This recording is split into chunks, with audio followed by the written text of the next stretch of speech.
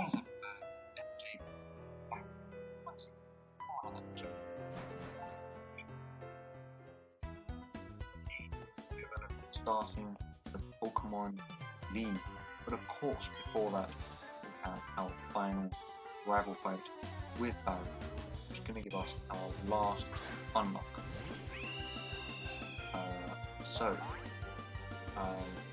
As you can see, the team for the Elite Four is hopefully depicted down below, presuming that no one dies in the fight, obviously.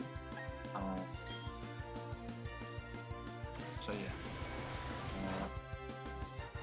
before we got into today's episode, I did go away, look at all of the movesets and held items, so that I can be properly prepared for Elite Four, because I know this is going to be a difficult task, especially when it comes to Simply. The affection might help us out a little bit at times, but looking at the Elite Four teams, that could prove to be quite useful, I might add. Yeah, we're not particularly struggling with Barry this time around, like we did with Platinum Grasslock, probably because we have a more diverse team, and yeah, I think if we'd picked a different starter, so he'd have Napoleon or something, that would have made it a lot easier as well. But obviously, we don't really want to be doing that. But yeah, I'll briefly talk about the team that I'm going to be bringing, because and I'm going to show you the movesets and items and all of that after this battle, because yeah, obviously this isn't the confirmed team as of yet, but this was very much the hopeful team, and as you can see, I've used rare candy on these 6 Pokemon, just to boost their levels up as high as possible before we go in, and pretty much all of the what they call vitamins, I think they are, we'll put onto the Houndoom, because everyone else is max EVs, so yeah, all of the EV boost and vitamins went into the Houndoom.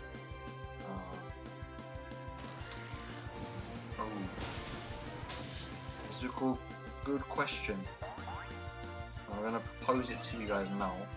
Who do you think will be MVP for the Pokemon League? Let me know down in the comments.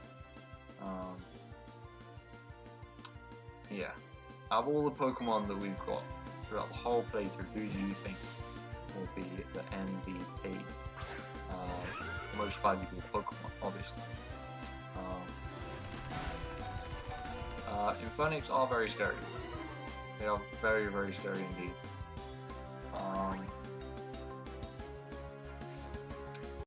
And we don't have much for fighting types. Crobat is about the only thing that can take a fighting type hit,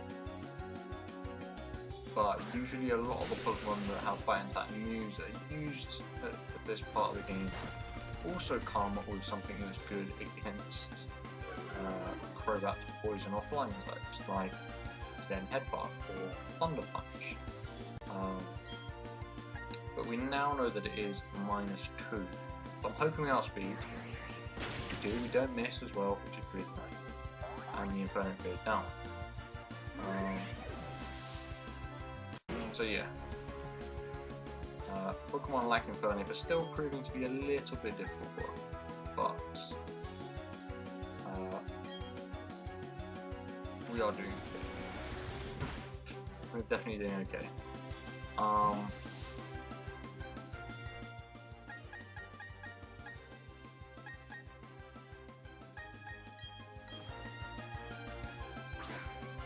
Yeah, the Battle of Barry is coming to an end. This episode is going to be a bit more by commentary style rather than the more discussive aspects that we've had in the previous episodes. Hopefully that works out just fine. And yeah, the aim for this episode is to obviously complete the first 2 Elite Four after the Barry fight, so that we have 3 battles in this episode, 3 battles in the next. Yeah, the goal of today's episode is to not lose anyone. Because if we lose anyone in the first 2 Elite Four members, then we are going to be struggling.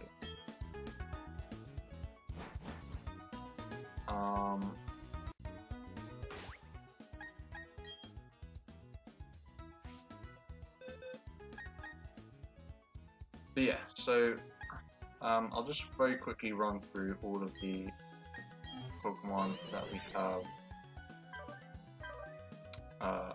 here. So we have Mismatch, who I didn't really do anything with, I couldn't do anything with.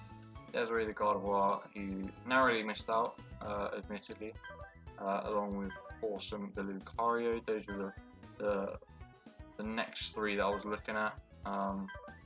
Oreo the Ursaring, and then Abominable the Snova were never really in contention for the team. But yeah, as you saw, the team is, as you can see, the team is for the Raptor, because I think the Intimidate U-turn strat is going to be super good. We've got Jalushi the Gastrodon. Storm Drain is going to be really beneficial. Recover as well, going to be useful in healing situations. Or Ice Beam as well instead of Ancient Power for that pesky Garchomp. We brought Raw. It doesn't really have too much, but he's going to be good against the Fire Elite Four. Obviously we've got Crobat, super good regardless, with just a lot. We've got Jade, because just have to bring Jade. Yeah, no two ways about Jade. Then we have Operaki Blissey. We did actually manage to pick up a leftovers from Underground, and also the ability to heal massive HP. Potential Charge Beam special attack, which could be quite nice. So yeah, that's the team. That was my thinking behind them. Thinking Staraptor and Crobat could be very, very important for the team, being able to turn out, get some Intimidate drops, pivot in, and then we've got some immunities across the team as well, which is quite nice. But yeah, we also did give Staraptor a life after that Barry fight. So we've got 3 members of the team with a life. The match that I have 3 viable foes. During the course of the league. Good. But yeah, anyway, it is time to take on Aaron. Only has 5 team members in 4. So you get helped out a bit, other than have an extra one for our hardcore rules. Yeah, we're posting up a bit over leveled for the majority of the team, but his ace, I believe, is above 60, or close to 60. So we're about on par with the Elite Four, using up the, I think I had 8 to 10 rare candies in, which I used between. So Ace does the same amount of damage. Obviously a Brave Bird would kill, but I don't really want to go Brave Bird when I know get the job done with Ace. Yeah, in this next few battles it's going to be all about decision making. Obviously a Heracross Definitely takes out with the nowadays, but I know it has Rock Slide. And one thing to note is that all of the Pokemon are competitively bred. They have EVs, IVs, beneficial natures. They have good movesets and items as well. So if you are going to be doing Pokemon League in general, you do have to be cautious of that. Raptor seems to be doing a pretty good job of just getting through Aron at the moment though. I think this is probably where I'll have to swap because he only has best point and draft on. And two of the more difficult mons to beat, I would say. Luckily we are faster, but only knows the time where there's an attack order. It's physical move can actually do damage. So I've got two warriors. Defend order becomes a big problem because then you start banking on crits. Because its defense just goes up and up and up, and you just keep on doing less and less damage, which doesn't help anything. So yeah, we kind of go through this cycle of me just hitting an area base, occasionally the rest of the point that is damage. Me, but mostly it's defend orders for a while. Yeah, like I said, it only has flying damage and order. So, you know, I'm feeling pretty good where I am for at the moment. Acrobatics is going to do a lot though. It's very enough. We do swap into Gastrodon just to try and get a little bit more damage done. This is where rock type move would be really helpful. Unfortunately, I think they're going to power for Ice Beam. Ice Beam does a decent amount though, so that's not the worst. We do end up cycling a little bit here with me having to heal up.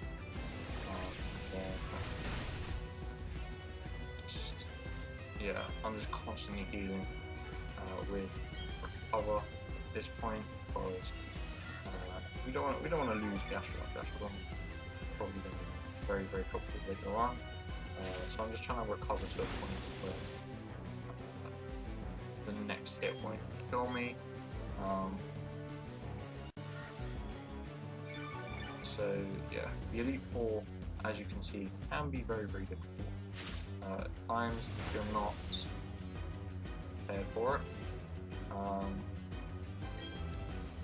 I do realise in the end that I'm just going to have to take a risk to go for an Ice Beam, hope that it kills, which I believe I'm going to do next turn, because obviously I can't stall them out of PP because I have a limited PP myself and I have to use these moves for the entirety of Pokemon League.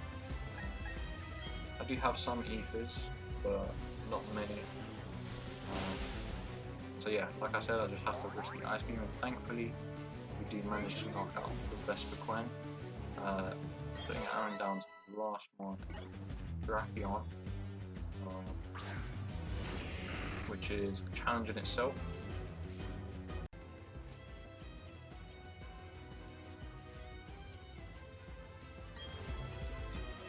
Yeah, we decided to go to Jade for the Drapion, because I know that America could very good damage, and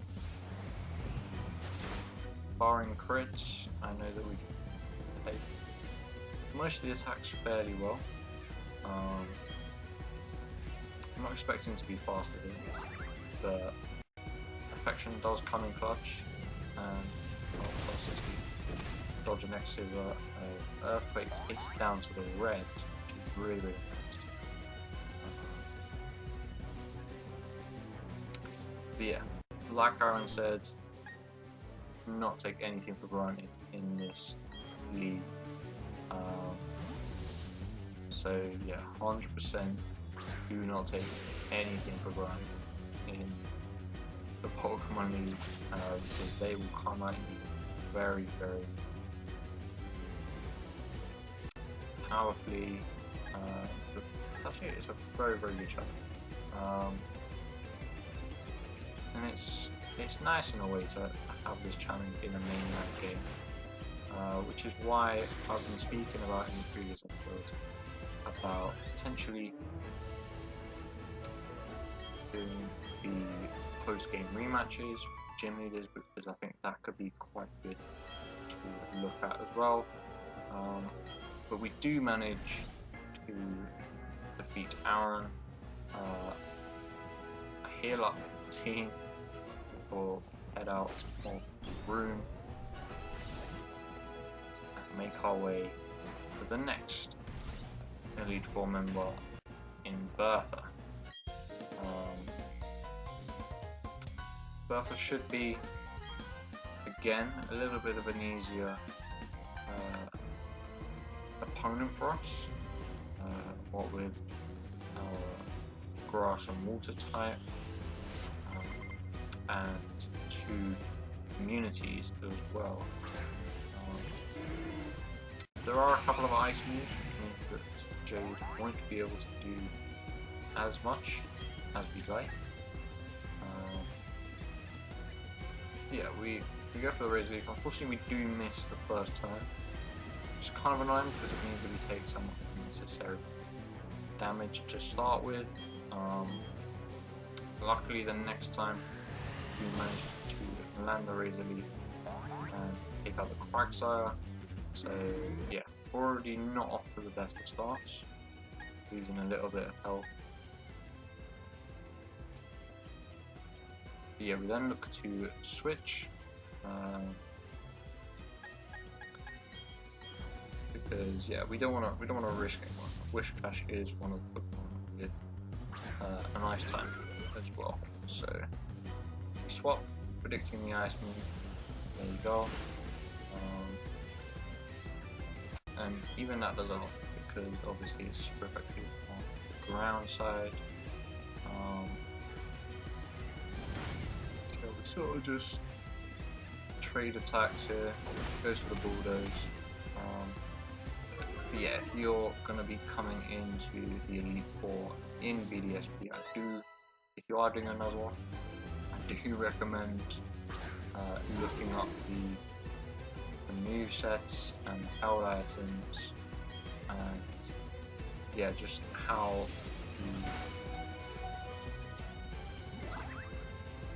I do make a bad play there, and luckily Affection saves us, because yeah, to be honest, I wasn't really expecting Sudowoodo to be faster than my dash, but it was, so we just had to deal with it.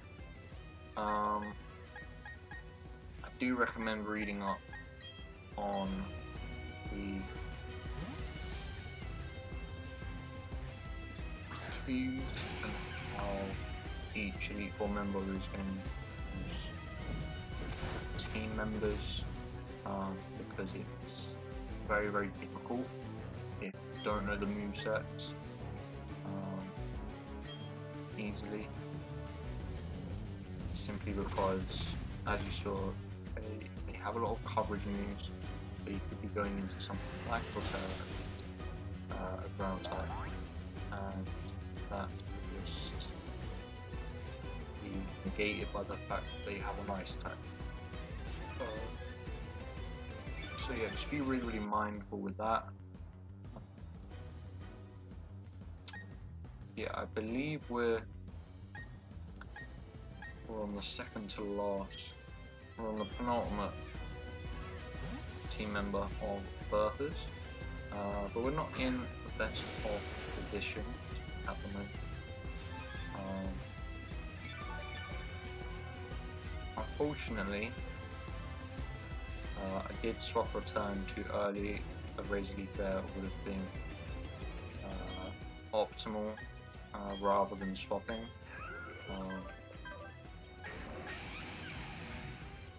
So yeah, I did sort of play that fairly badly. So yeah, we just go for the protect, see what it's going to do. Presumably a rock type move. It is Stone Edge. Definitely don't want to be taking a Stone Edge, so we go for the U-turn. But the only Pokemon that we can really go into here is Jade, which is unfortunate because I mean, yeah, we just really don't want to be taking another one of those. Does get another crit, which is annoying. And this all sort of stems from the fact that we missed our Razor Leaf at the beginning of the battle, because if we hadn't, we'd still have more HP, would be able to take another hit, and that U-turn damage would help us out. But yeah, we now swap in to the Raptor. We get the Intimidate drop, which is nice. But we are now stuck a little bit. So I just risk it and go for the close combat. We do not kill. Nowhere near do we kill. And we're now at risk to the Stone Edge, which will most definitely kill the Staraptor. But Affection gives us a second chance, and we managed to finish to go them off with close combat. So saved by Affection. Obviously we are going to have to swap out with the Hippowdon, but we're making good track with the levels as well. Pretty much all level 60 bar Ra. Hippowdon is going to come out, set off the Sandstorm with its ability.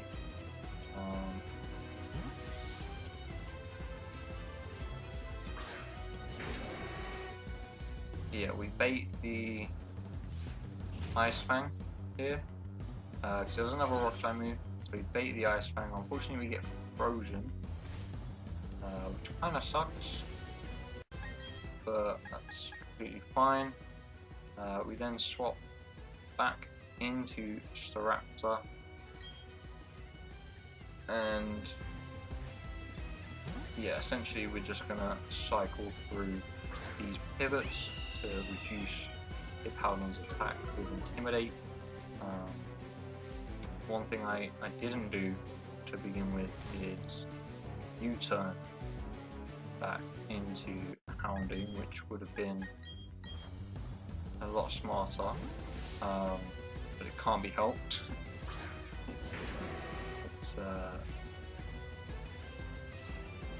Yeah, it's already done, so it can't be helped.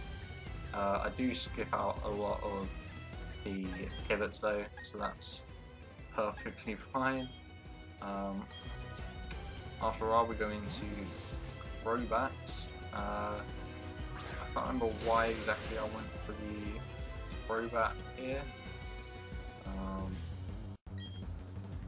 think I go for the Aerial to see how much it would do. And to be honest, it doesn't do a lot. I wasn't too happy with the damage. Ice Fang, however, still does a fair amount to me. But yeah, I decided to try out a Cross Poison, see if I can get more damage off of that. I think I was holding Poison Barb. However, that was a crit, so I definitely wasn't pleased with that damage. And we've now taken nearly half of our own HP. I think I get a U-turn crit there. Yeah, and yeah, we go back into Ra, who's been a really good pivot for this fight, which I wasn't imagining. Goes for the Resto, because it is Chesto Resto. So yeah, essentially a Pluck is useful there. But yeah, we finally get the Intimidate U-turns pop in when I realized, oh wait, I literally could have been doing that the whole time. So yeah, Ice Fang does minimal damage now. Houndoom, swap back in, keep on doing this. Negative 6 attack. And we even go beyond that. So yeah, at this point, go for the Aerial have a lot of HP. Aerial does a decent amount. I think I'm either holding Sharpie or Silver Powder. I can't remember which exactly. And obviously it can still rest at any time if it wants to. As well, do get another U-turn crit, which is very nice. And we actually swap into Crobat here. I was going to swap into Gastrodon because I was predicting the rest, but I decided to just go into Crobat because I felt like that would be the better answer at the time, and I could always U-turn to some help. This turn, which I do intend to do,